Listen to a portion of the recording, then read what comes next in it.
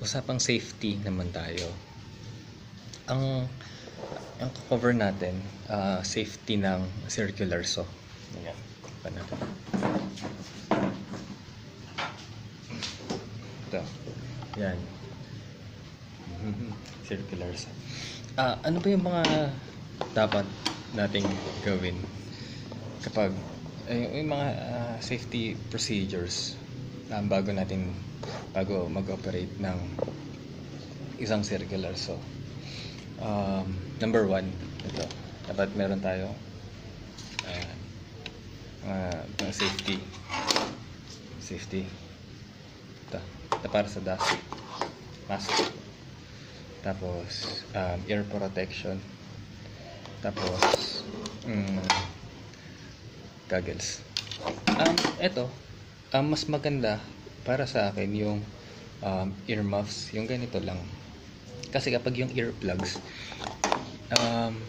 nakakancel niya lahat ng tunog. Hindi nyo maririnig kung halimbawa ito sumasabit ba o merong ibang natamaan. Kasi kapag naka earplugs kayo, wala talaga kayo madidinig eh.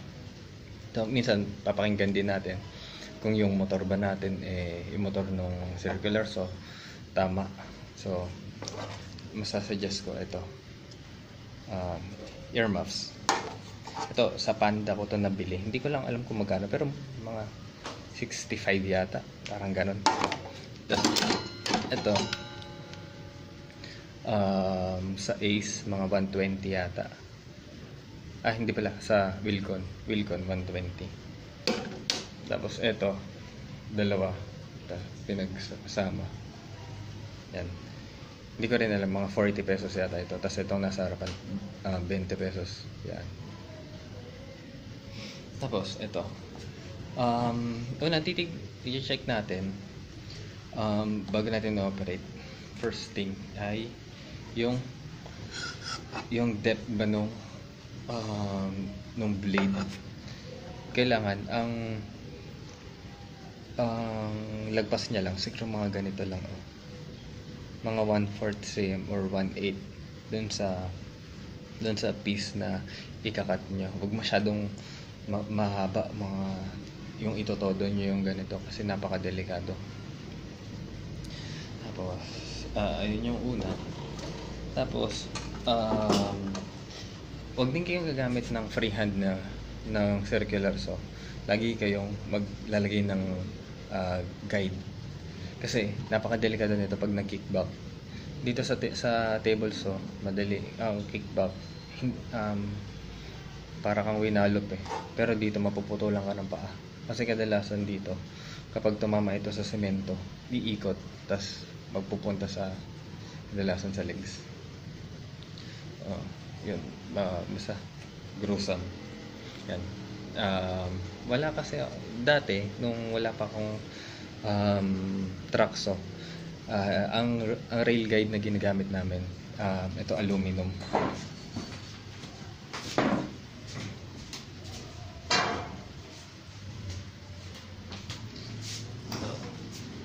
Ganitong klaseng aluminum. Ika-clamp nyo lang naman siya doon sa isa pyesa. Kasi yung pyesa nyo kailangan laging nakaangat.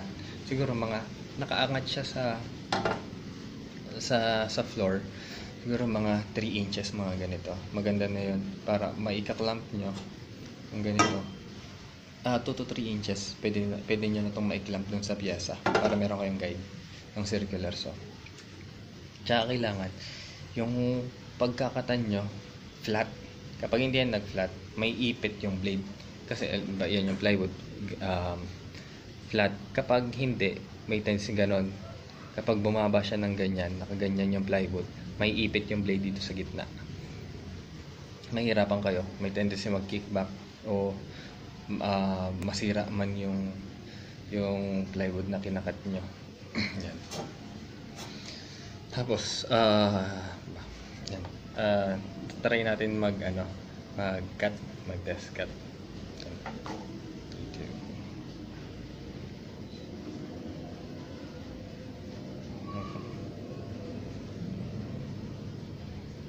Hello.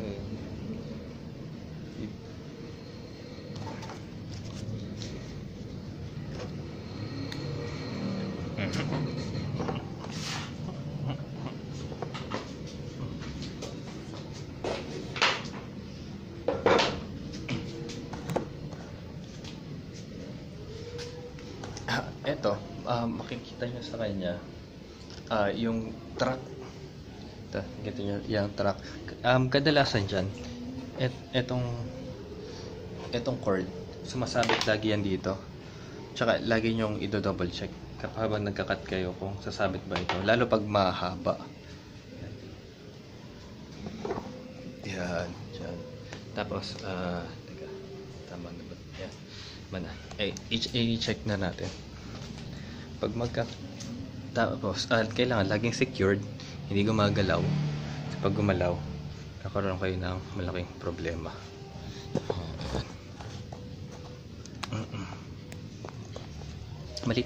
Maliit lang ikakat natin. Saan ba? Yan. Ganyan lang.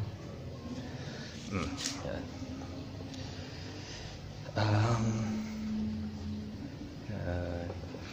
Lagi bago kayo magkakat, laging parang iisipin nyo kung paano yung cut. Hindi yung magkakat na lang kayo bigla-bigla. Kailangan nakapwesto lahat. Tulad nito.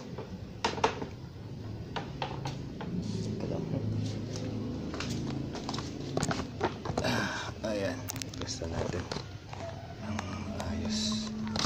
Hindi pala kasya. Yan.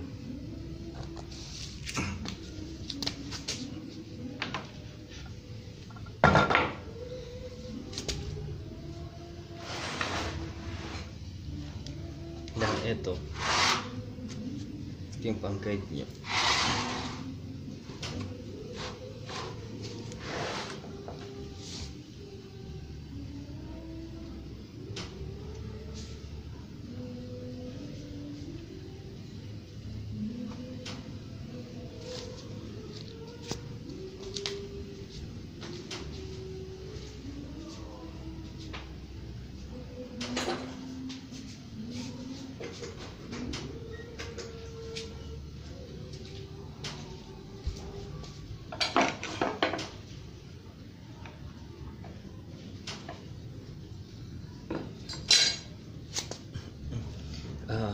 Bago nyo isaksak yung circular saw, kailangan nakaset up na siya lahat.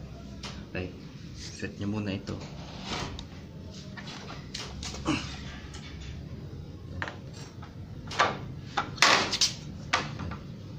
Kailangan hindi siya gumagalaw. Pag kinat nyo yung depth, yan, okay. Tapos bago nyo isasaksak,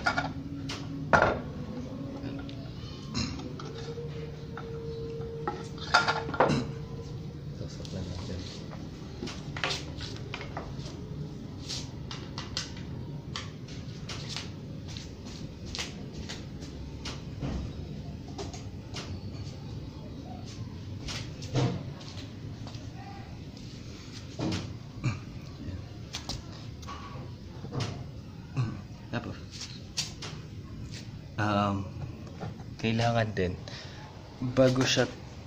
bago siya tumama sa plywood, full force na yung ikot ng blade nyo para hindi mahirapan yung makina, hindi masira agad. Kailangan yun, i-test cut na natin.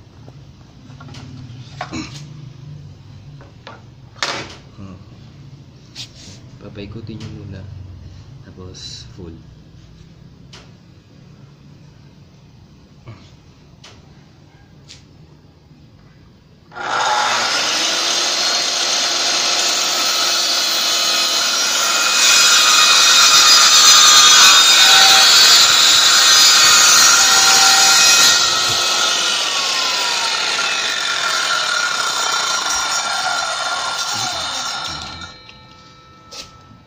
Bago nyo iangat yung circular saw, hintayin nyo muna mag-stop yung blade para hindi na masira yung rail guide nyo tsaka yung kahoy.